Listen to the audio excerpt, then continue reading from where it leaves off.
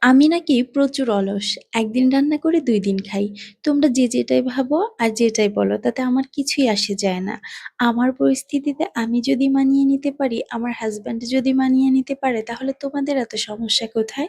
এইসব মানুষদের কথায় পাত্তা দেই না বলে তাদের আরো বেশি প্রবলেম। কেন আমি রিঅ্যাকশন দেখাই না এটা আমি বুঝতে পারি। আসসালামু আলাইকুম। সবাই কেমন আছেন? অবশ্যই জানাবেন। আমি জানি আমার মতো আপনাদেরও এরকম জ্বালানোর মানুষের অভাব নেই। এইসব মানুষদের নিয়ে বেশি কথা না বলাই ভালো। সব বাদ দিয়ে নিজের কাজ করি। মুগ ডালগুলো ভেজে নিয়েছি, ভাত বসিয়ে দিয়েছি। মুগ ডালগুলো ভাজতে বেশি সময় লাগে না। মুগ ডাল ভাজার পরে শাকটাও বসিয়ে দিয়েছি। আমি আগে কখনো জানতামই না মুগ ডাল নাকি ভেজে রান্না করতে হয়। মুগ ডাল না ভেজে রান্না করলে ডাল থেকে কেমন যেন একটা গন্ধ আসে। আমার কাছে যত ভালো করেই রান্না করি না কেন, ভালো লাগে না। ১ম না ভেজেই রান্না করতাম। পরে একদিন আমার মাকে জিজ্ঞেস করলাম, "মুগ ডাল খেতে কেন এমন লাগে? তুমি রান্না করলে তো এমন লাগে না?" পরে মা বলল, "ডাল ভেজে রান্না করতে হয়। এভাবে কাঁচা রান্না করলে এরকম হয়।" তারপর থেকে আমি মুগ ডাল ভেজে রান্না করি। আজকে মোরো ঘন্ট রান্না করব মুগ ডাল দিয়ে। রুই মাছের ৩ টা মাথা রেখে দিয়েছিলাম মোরো ঘন্ট রান্নার জন্য। ১ম এ মাছের মাথাগুলো আমি মিডিয়াম করে একটু ভেজে নিয়েছি। মাছের মাথাগুলো ভাজা হয়ে গেলে তুলে নিয়ে একই কড়াইতে আমি একটু গরম মসলা দিয়ে দিয়েছি। এই মুরঘন্ট রান্নায় একটু গরম মসলা দিতে হয়।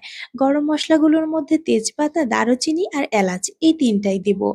তেলের মধ্যে মসলাগুলো একটু নাড়াচাড়া করে পেঁয়াজ, কাঁচামরিচগুলো দিয়ে দিয়েছি। অনেকে হয়তোবা আরো অনেক কি ধরনের মসলা দেয় কিনা আমি জানি না। আমি এই ২ ধরনের গরম মসলাই ব্যবহার করি। মাছের মুরঘন্ট রান্নায় গরম মসলা ব্যবহার না করলে এর টেস্ট কখনোই পরিপূর্ণ হবে না। এরপর গুঁড়া মসলাগুলো দিয়ে দিয়েছি। মাছ রান্নায় সাধারণত যেসব মসলাগুলো ব্যবহার করা হয়, যেমন হলুদ গুঁড়া, মরিচ গুঁড়া, ধনিয়া গুঁড়া, সাথে লবণ আর আদা রসুন বাটা। এবার সব মসলাগুলো সুন্দর করে ভালো করে কষিয়ে নিয়েছি।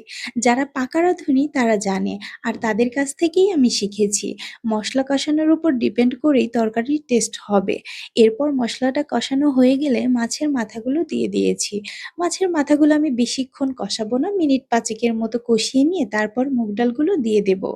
এরপর মাছের মাথা আর মুগ ডাল একসাথে কষিয়ে নেব। ডাল আর মাছের মাথা কষানো হয়ে গেলে রান্নার জন্য আমি পরিমাণ মতো পানি দিয়ে দেব। ১ম এ ভেবেছিলাম মাছের মাথাগুলো একদম ভেঙে ফেলি। পরে ভাবলাম না, ভাঙার দরকার নেই, একটু আস্তে, আস্তে থাক।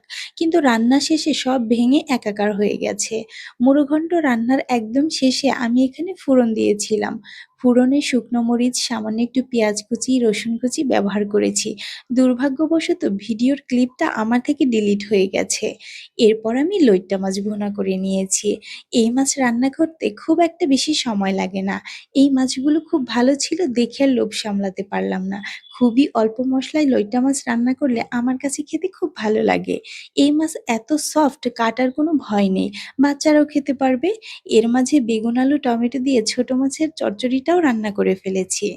রান্নার মাঝে কুরিয়ার থেকে লোক চলে এসেছে। অনলাইনে কিছু প্রোডাক্ট অর্ডার করেছিলাম, সেগুলোই এখন চলে এসেছে। রান্না কমপ্লিট করে সবকিছু আলাদা, আলাদা বাটিতে তুলে নিয়েছি। পার্সেলটা একটু চেক করে রাখবো। কারণ আমি যা অর্ডার করেছি সব ঠিক আছে কিনা পরে চেক করলে যদি ঠিক না থাকে প্রবলেম আমারই হবে। পার্সেলটা রিসিভ করে আনপ্যাক করে নিলাম।